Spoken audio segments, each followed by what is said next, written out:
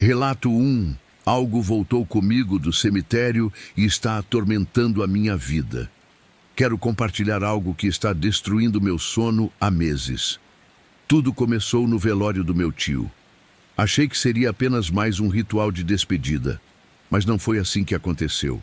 No cemitério, percebi que minha filha mais nova estava estranha. Ela dizia ver pessoas caminhando por cima dos túmulos, como se estivessem vivas. Eu achei que era a imaginação de criança, mas o olhar de pavor dela me fez tremer. Durante a cerimônia, enquanto todos choravam, ela se agarrava à minha mão com tanta força que seus dedos chegavam a tremer. Ela sussurrava: "Papai, eles estão olhando para a gente." Naquele momento, senti uma corrente de ar gelado atravessar o corredor entre os túmulos. O vento parecia carregar algo além do frio, algo que nos observava. Voltamos para casa tarde da noite, tentando esquecer o ocorrido. Mas foi nessa noite que começaram os sinais. Os talheres caíam sozinhos da gaveta, como se fossem puxados por mãos invisíveis. As luzes piscavam sem parar. Primeiro pensamos que era problema na rede elétrica, mas logo percebemos que era diferente. Acontecia sempre nos mesmos horários, como um aviso. Certa madrugada, acordei com um som abafado no corredor. Quando abri a porta, vi uma névoa espessa cobrindo a escada. Era como se a casa tivesse sido engolida por um frio de cemitério. As vozes começaram logo depois. Sussurros que vinham dos cantos escuros, chamando pelo nome da minha filha. Eu a encontrava chorando no quarto, jurando que alguém estava sentado na cama ao lado dela. Tentamos orar. Eu e minha esposa nos ajoelhávamos pedindo proteção, mas as orações pareciam atiçar a coisa. Batidas fortes ecoavam nas paredes como se algo estivesse preso, tentando sair. Minha filha mais nova começou a adoecer. Ela mal comia, dizia que não conseguia dormir porque as pessoas do cemitério ficavam vigiando. Seu olhar estava sempre perdido, como se já não estivesse entre nós. Foi então que decidimos procurar ajuda na igreja. Contamos tudo ao padre. Ele nos ouviu em silêncio e sua expressão mudava a cada detalhe. Parecia já ter ouvido casos assim. O padre foi até nossa casa. Levou água benta, cruz e iniciou orações em cada cômodo. Enquanto rezava, eu juro que ouvi gritos abafados, como se a própria parede estivesse chorando. Minha filha, pela primeira vez em semanas, dormiu em paz naquela noite. A atmosfera pesada parecia ter se dissipado. Todos respiramos aliviados, acreditando que o tormento havia acabado. Por algumas semanas, tudo ficou tranquilo. Voltamos à rotina. A casa estava silenciosa, quase aconchegante novamente. Mas a paz não durou. Um domingo, deixamos de ir à missa. Foi apenas uma vez, mas essa falha foi suficiente. Na madrugada seguinte, os talheres caíram de novo. As luzes piscaram e a névoa voltou. Dessa vez, a presença era mais forte. As vozes estavam mais nítidas. Não era mais apenas um sussurro. Elas riam, zombavam das nossas preces, um riso frio que me paralisava. Minha esposa jurou ver uma sombra atravessar o corredor e entrar no quarto das crianças. Corremos, mas não havia nada. Nada além do frio intenso e do choro desesperado de minha filha. O padre retornou nos alertando: "Vocês precisam manter a fé ativa. Esses espíritos não suportam a luz da oração contínua." Desde então, não deixamos de ir à igreja. Vivemos em constante vigilância. Toda semana estamos na missa. Todas as noites oramos em voz alta. E a casa permanece em paz, mas apenas enquanto mantemos a chama da fé acesa. No fundo, sei que se relaxarmos mesmo por um instante, aquilo voltará. E talvez, da próxima vez, não apenas para assustar, mas para levar alguém de nós. Esse é o peso que carregamos desde o velório. Não sei se trouxemos algo do cemitério ou se minha filha abriu uma porta que jamais deveria ser tocada. O certo é, não estamos sozinhos. Nunca mais estivemos. E mesmo frequentando a igreja, às vezes sinto olhos invisíveis nos observando dentro de casa. Talvez esse seja o preço por termos cruzado com algo que não compreendemos. Um espírito perdido, ou pior, algo que nunca foi humano. E aqui estou escrevendo neste fórum, não para assustar ninguém, mas para avisar. Tenham cuidado ao visitar cemitérios. Alguns mortos não ficam para trás. A cada semana na missa, sinto que estamos apenas adiando o inevitável. É como se a fé fosse um escudo frágil contra algo faminto, esperando um descuido. Minha filha, mesmo agora, ainda tem pesadelos. Ela sonha com túmulos abertos e pessoas pálidas chamando por ela. Sempre acorda dizendo: eles ainda me querem. Minha esposa tenta ser forte, mas eu a peguei chorando diversas vezes. Ela teme que um dia percamos a força de rezar. E quando isso acontecer, o que mais restará? Já pensei em me mudar. Mas e se a coisa não estiver presa à casa? E se ela estiver presa a nós, desde aquele velório maldito? O padre disse que o mal gruda em pessoas vulneráveis. E minha filha era apenas uma criança assustada. Talvez tenha sido o alvo perfeito. Uma vez, durante a missa, ela desmaiou. Disse que viu o mesmo vulto do cemitério parado atrás do padre. Ninguém mais viu, mas os olhos dela não mentiam. As marcas começaram a aparecer também. Pequenos arranhões nos braços dela, como unhas invisíveis. Nenhum médico soube explicar. Às vezes sinto o mesmo frio do cemitério na sala.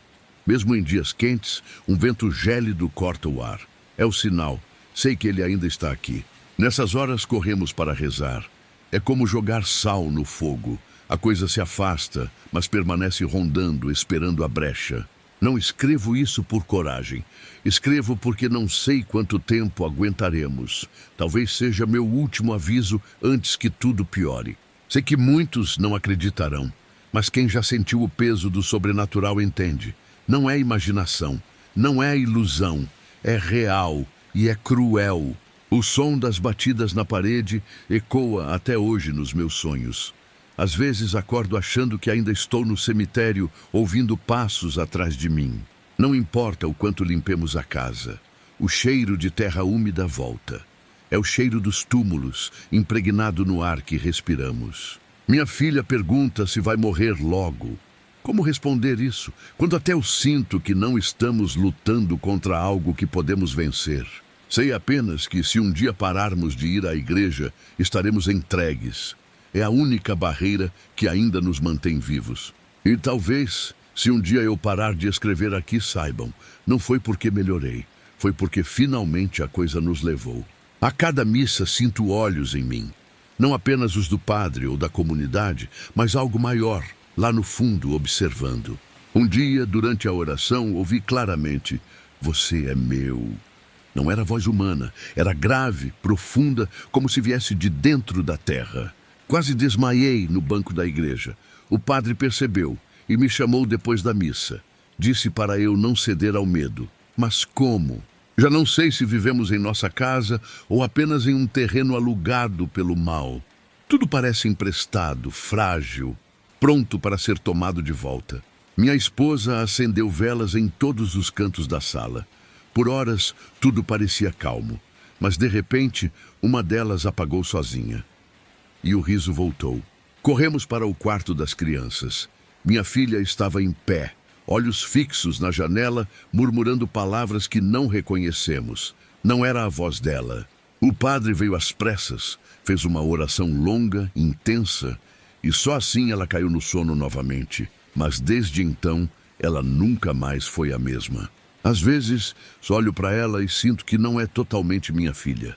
É como se parte dela tivesse ficado no cemitério, cercada pelos mortos. E eu carrego a culpa, porque fui eu quem a levou até lá. Eu devia ter ouvido seu medo, mas não dei importância. Agora é tarde. Vivemos na linha tênue entre a fé e o desespero, e sei que basta uma queda de fé para que sejamos engolidos. Já não abro mais as janelas da casa à noite. O vento carrega vozes e prefiro o silêncio sufocante ao chamado das sombras. Sei que muitos vão dizer que basta ter fé, mas digo, a fé é uma chama pequena em um breu sem fim, um sopro errado e se apaga. E se apagar, Não haverá padre, missa ou oração capaz de trazer a luz de volta. É isso que me assombra. Continuo escrevendo aqui porque sinto que a qualquer momento vou precisar gritar por ajuda. E talvez, neste fórum, alguém entenda. Enquanto isso, seguimos. Rezando, chorando, lutando contra o invisível, esperando que um dia ele desista. Mas no fundo, sei que nunca desistirá, porque o que nos acompanha não busca apenas assustar, busca possuir. E se um dia isso acontecer, não sei se teremos forças para lutar. Talvez seja apenas questão de tempo, até que a névoa nos cubra por completo. Antes de dormir, ouvi passos no sótão. Mas não temos sótão.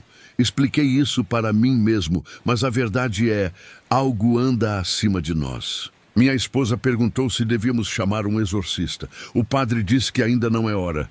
Mas e se esperarmos demais? Eu sinto que estamos na beira de algo maior. Um confronto final. E temo que não sejamos os vencedores. Mesmo assim, continuamos indo à igreja. É o fio que ainda nos mantém. Se cortarmos esse fio, cairemos no abismo. Já não sei se escrevo para alertar vocês ou para convencer a mim mesmo. Mas uma coisa é certa, o cemitério nunca ficou para trás. Ele veio conosco, entrou em nossa casa e agora se alimenta do nosso medo.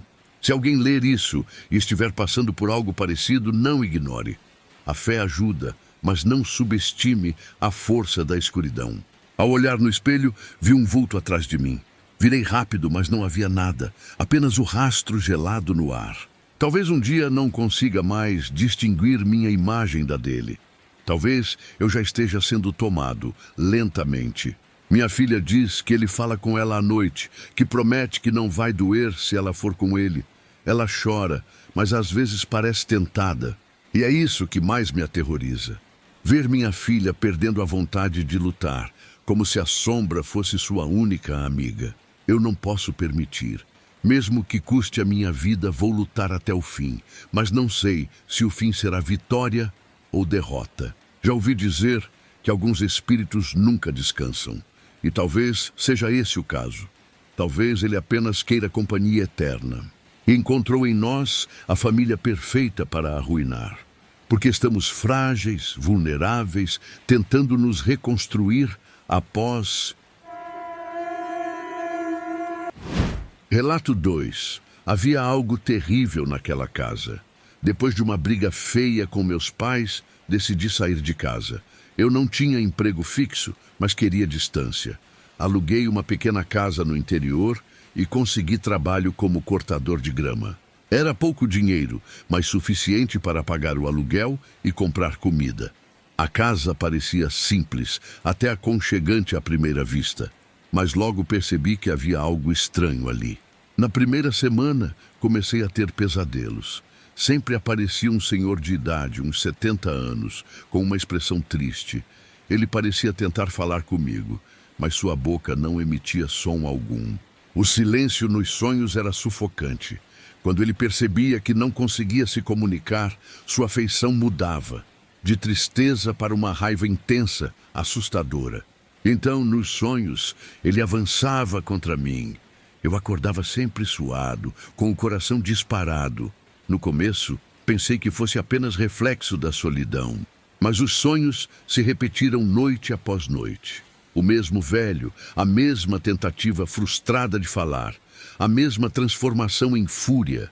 Era como se ele estivesse preso em meu subconsciente. Certa madrugada, acordei com um som inesperado. O rádio antigo da sala tinha se ligado sozinho.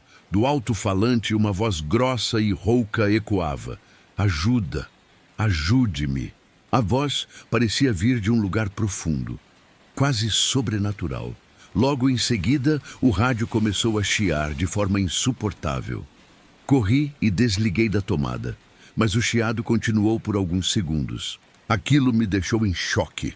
Não conseguia dormir mais naquela noite. Passei horas sentado na cozinha, esperando o sol nascer, como se a claridade fosse me proteger. Com o passar dos dias, os fenômenos pioraram. Cadeiras eram arremessadas contra a parede, sem ninguém por perto. Os objetos tremiam como se a própria casa estivesse respirando. As paredes vibravam, rangendo como se fossem se partir. Às vezes, os quadros caíam sozinhos, estilhaçando o vidro no chão. O barulho ecoava na noite silenciosa do interior.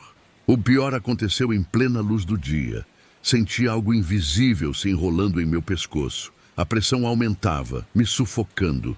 Tentei gritar, mas não saía som. Caí no chão, me debatendo. Com muito esforço consegui me libertar, mas fiquei com marcas vermelhas ao redor do pescoço, como se mãos invisíveis tivessem estado ali. Naquele instante, percebi que não poderia continuar vivendo naquela casa. Era insuportável. Eu mal conseguia trabalhar, dormia pouco e vivia em constante pavor. Decidi devolver a casa.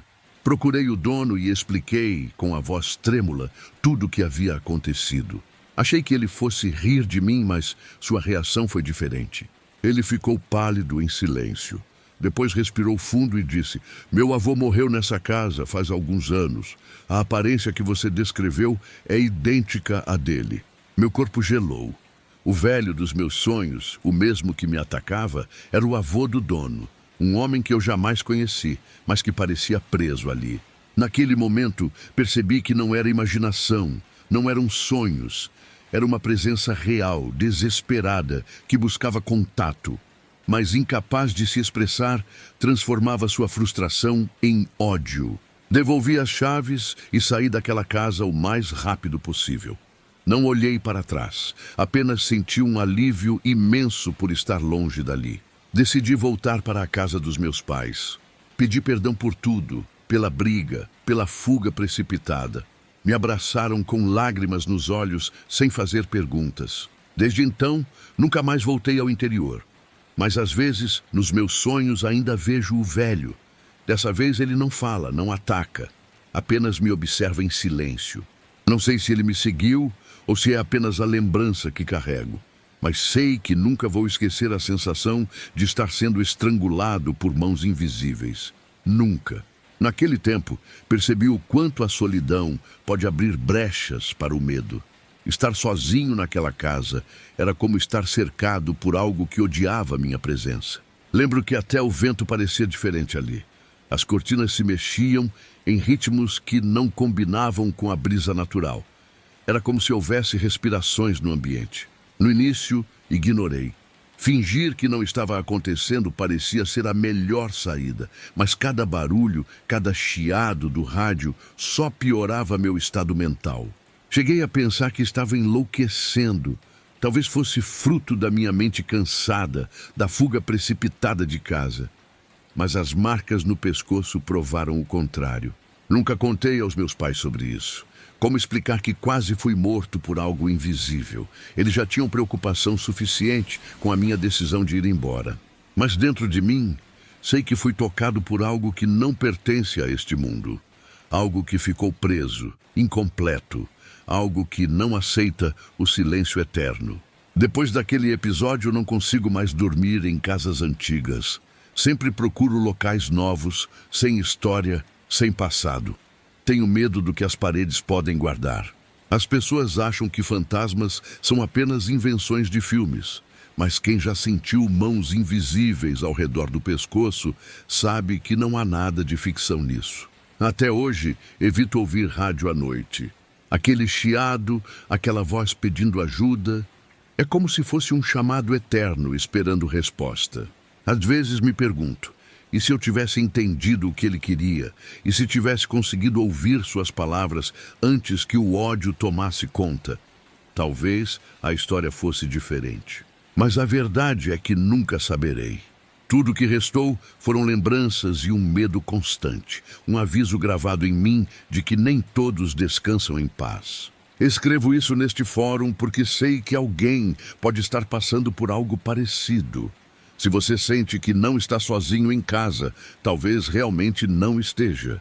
Não ignore os sinais, os sonhos repetitivos, os barulhos inexplicáveis, os objetos que se movem. Tudo isso é aviso de que há algo tentando se manifestar. Alguns dizem que basta orar. No meu caso, nem isso adiantava. Aquela entidade parecia além de qualquer oração. Outros falam sobre médiuns, padres, exorcismos. Eu não tive tempo para nada disso. A casa não me deu escolha. Ela me expulsou de lá. E talvez tenha sido melhor assim, porque sinto que se tivesse ficado, não estaria mais vivo para contar. Não sei se o dono realmente acreditava em mim ou se já sabia da maldição da casa. Mas a maneira como ele falou do avô, parecia que carregava um fardo também. Penso se mais alguém já alugou aquele lugar depois de mim. E se sim, o que terá acontecido com essa pessoa? Será que também viu o velho nos sonhos? Pelo menos consegui escapar. Mas e se a próxima vítima não tiver a mesma sorte? Esse pensamento me atormenta. A casa ainda está lá, de pé, esperando. E com ela, o espírito inquieto de um homem preso entre mundos. Seu silêncio transformado em raiva. Desde então, decidi nunca mais deixar a raiva dominar minhas escolhas. A briga com meus pais me levou até aquele lugar amaldiçoado e quase custou minha vida. Hoje entendo o valor da família, do perdão e do diálogo. Nada justifica a solidão em uma casa que não nos pertence, muito menos quando há sombras esperando para se manifestar.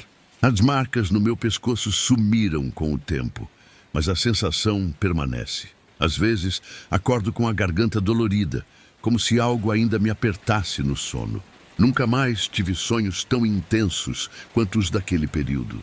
Mas o olhar do velho continua gravado na minha mente. Um olhar de dor, desespero e ódio. Se um dia ele conseguir finalmente falar, espero não estar por perto para ouvir, porque sei que não será um pedido, será uma ordem. O silêncio, às vezes, é mais aterrorizante que qualquer grito. E naquela casa, o silêncio gritava todas as noites. Se você está lendo isso, lembre-se, nem sempre é seguro viver sozinho em um lugar barato demais para ser verdade. Há sempre um preço oculto. A vida me deu uma segunda chance. Voltei para meus pais, pedi perdão e hoje tento seguir em frente. Mas a lembrança nunca me abandonará. Sempre que passo por alguma estrada do interior e vejo casas antigas à distância, sinto um arrepio. É como se o velho ainda estivesse me observando de lá. Alguns amigos riram quando contei essa história. Mas eu não ligo, sei o que vivi e ninguém pode tirar isso de mim. Algum dia, alguém mais venha a escrever neste fórum sobre a mesma casa. Se isso acontecer, vou saber que não fui o único a ser caçado. Até lá, sigo tentando dormir em paz.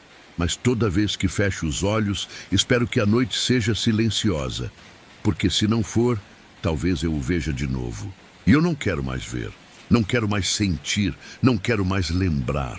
O pior de tudo é pensar que, no fundo, ele só queria ajuda.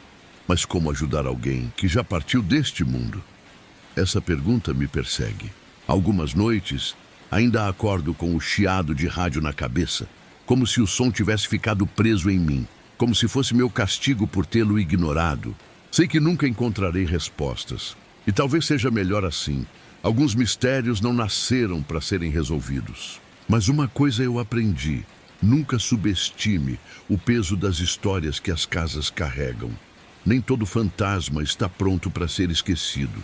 Hoje só desejo que o velho encontre a paz que lhe falta e que nunca mais atravesse meu caminho, porque eu não suportaria uma segunda vez. Encerrando este relato, deixo aqui meu conselho: ouçam seus instintos. Se a casa não parece certa, não fiquem. É melhor perder dinheiro do que perder a própria vida. Alguns contratos podem ser quebrados, mas os contratos invisíveis com os mortos, esses nunca podem ser desfeitos. Às vezes penso que ele ainda vaga pela casa, esperando alguém para ouvir seu último pedido, e que, enquanto ninguém ouvir, continuará atacando. Que fique claro, não se trata de superstição, se trata de sobrevivência, e eu só sobrevivi porque fui embora. Termino este relato com um nó na garganta, porque mesmo agora, enquanto escrevo, sinto um arrepio nas costas, como se ele estivesse atrás de mim. Não vou olhar, não quero confirmar, mas sei que alguns olhares não precisam de olhos para serem sentidos. Se você algum dia ouvir um rádio chiar sozinho, desligue e reze para que não seja tarde demais. Alguns sons não são para serem ouvidos e algumas presenças não querem ser ignoradas. Espero que, compartilhando aqui, eu consiga aliviar um pouco do peso. Talvez contar seja uma forma de me proteger ou de avisar a próxima pessoa. Mas se eu nunca mais postar, lembre-se, nem sempre o silêncio significa paz. Às vezes, significa que alguém foi silenciado. Obrigado a quem leu até aqui. Este desabafo foi mais difícil do que parece, mas necessário. E se você acredita que fantasmas não existem, espero que nunca precise mudar de ideia. Relato 3. O que era aquilo do lado de fora da minha casa? Quero compartilhar algo que aconteceu com a minha família, algo que até hoje nos causa medo. Não é fácil falar disso, mas preciso colocar em palavras para ver se alguém já passou por algo parecido. 2. Tudo começou por causa da falta de dinheiro. Vivíamos mudando de casa de aluguel porque nunca conseguíamos nos manter. Sempre atrasava um mês, 2 e acabávamos sendo despejados. A sensação era de nunca ter um lar de verdade. 3. Um amigo próximo da família soube da situação e ofereceu um terreno no interior. Disse que não podia nos ajudar financeiramente, mas pelo menos aquele pedaço de chão seria nosso. Um lugar afastado, mas um lugar para chamar de lar. 4. De tijolo em tijolo, fomos levantando uma casa simples. Não era nada luxuoso, mas tinha paredes firmes e um teto para nos proteger.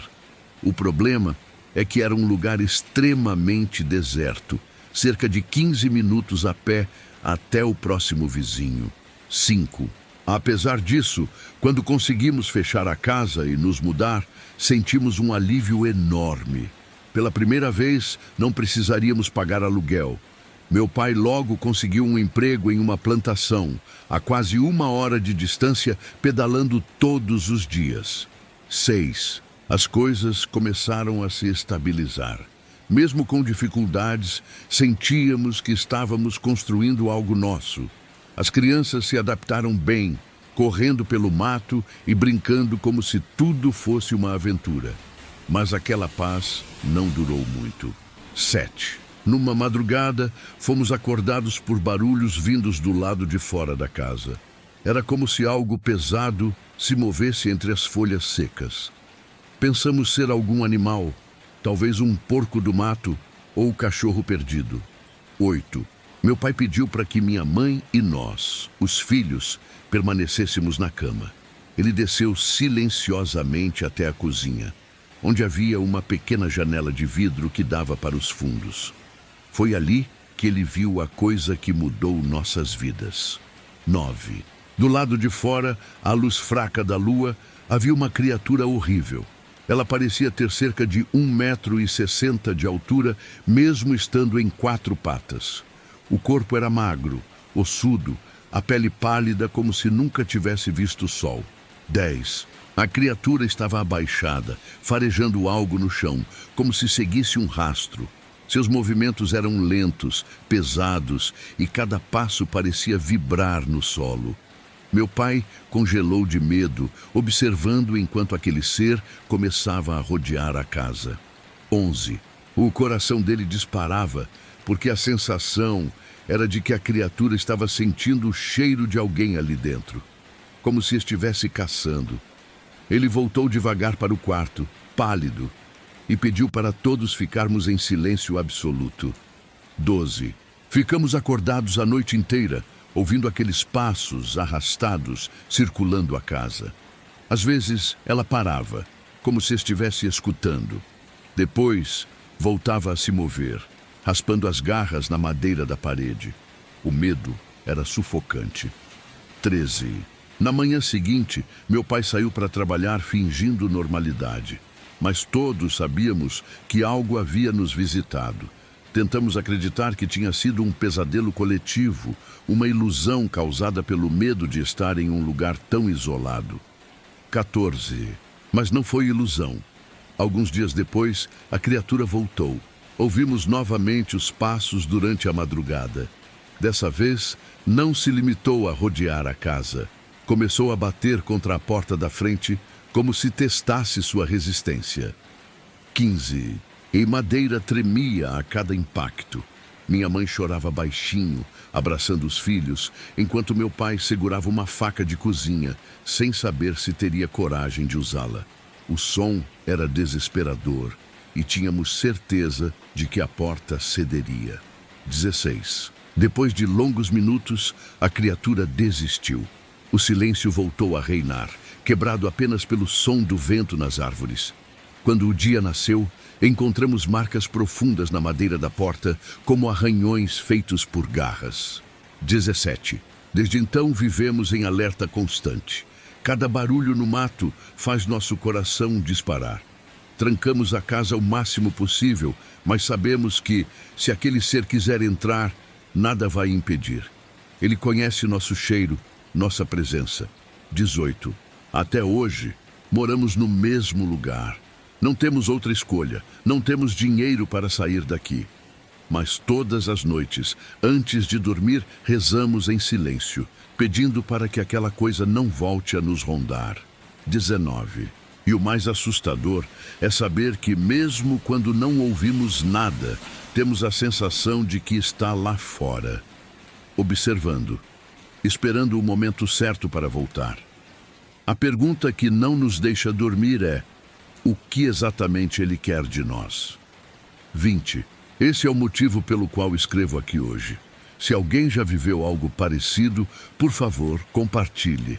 Porque a pior parte não é só o medo, mas a solidão de sentir que você está lutando contra algo que ninguém mais acredita existir. E aí, amantes do sobrenatural, gostaram destes 3 relatos pavorosos que preparei para vocês? Lembrando que aqui temos vídeos diários com relatos extremamente assustadores.